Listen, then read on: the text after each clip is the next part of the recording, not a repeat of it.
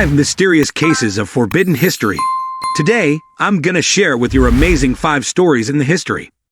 Before we move into today's episode, it will be really appreciate if you could take a second to like this video and subscribe to my channel to seen by more people.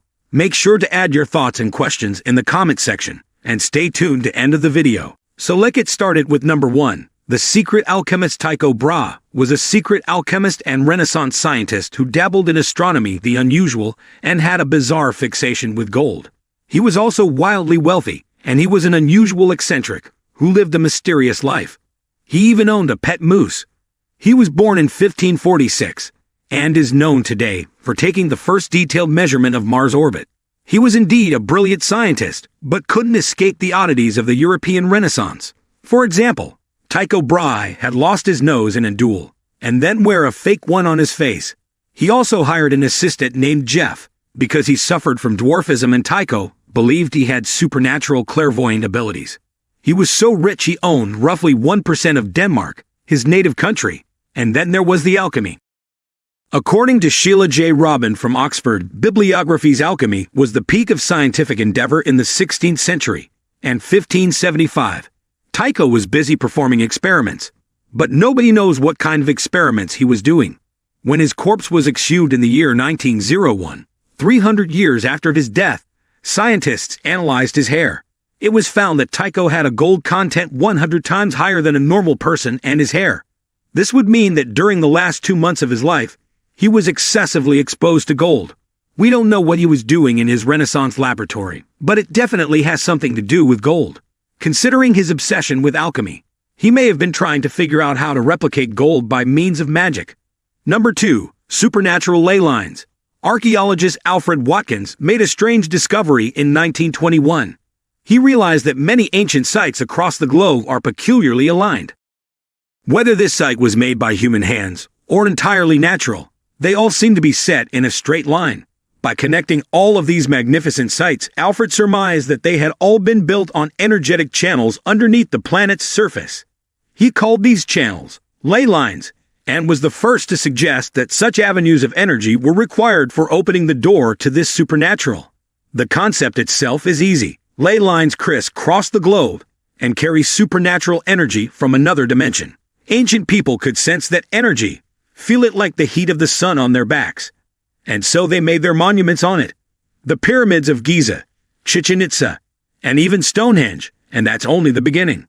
Skellig Michael in mysterious island monastery off the coast of Ireland is connected in a straight line to Mont Michel in France, Sacra de San Michele in Italy, and Mona Estadal de San Michel. In Greece, there is a straight line of religious buildings, and every single one of them is named Michael, and nobody can explain why this kind of thing repeats itself all over the globe. But why are ley lines real?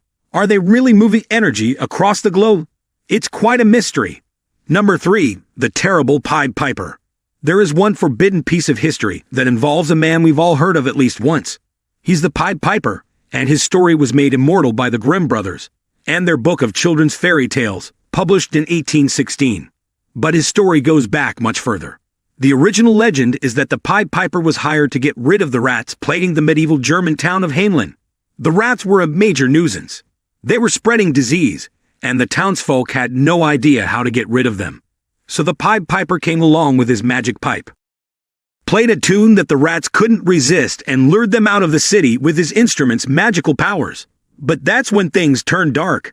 He asked the citizens of Hamelin to pay him for his service. They refused, and so he went back to town and used the power of his musical pipe to lure away their children. Once he was gone with all of their kids, who knows what kind of horrible things he did to them.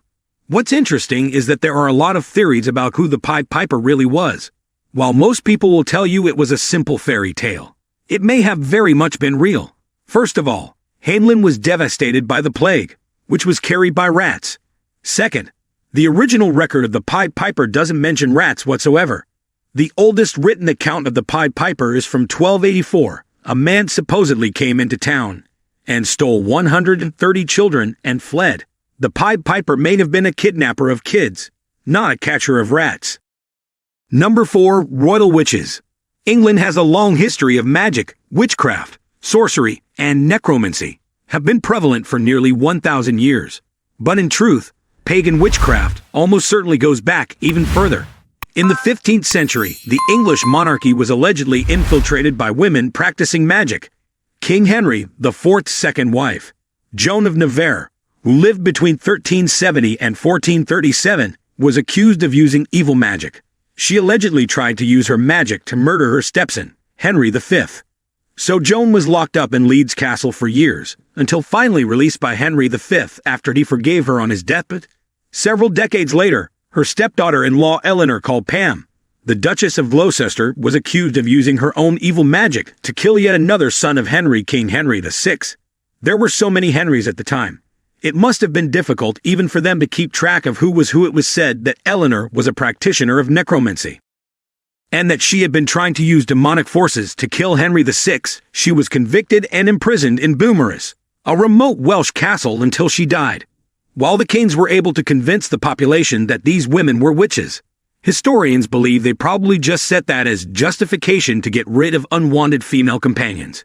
Number 5. The Moon Mission of 1640. Apollo 11 journey to the moon in 1969, but it was hardly the first attempt. Over 300 years earlier, in the 17th century, Dr. John Wilkins tried to organize his own moon landing during the English Civil War.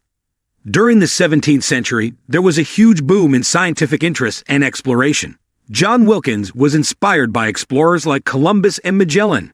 He believed that if they could reach the New World by boat, he too could reach the moon hovering up in the sky. He didn't even think it would be that far away, according to historian Dr. Alan Chapman.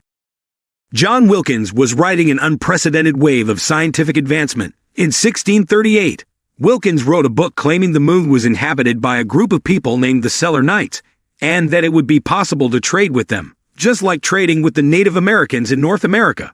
So the doctor tried to build a flying machine. It was to be a chariot that he could ride all the way into the sky and to the moon. He experimented with building flying machines at Wadham College in Oxford in 1654, but by the 1660s, it became pretty clear he didn't know what he was doing. He had gotten all kinds of money together, brought together the brightest scientific minds he could find, and then came to the harsh realization that he had no idea how to build a spaceship.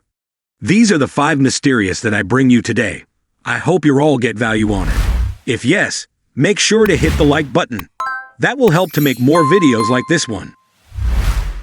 Be sure to subscribe if you haven't already, for more videos about amazing and weird history. See you next time. Thank you for watching this video.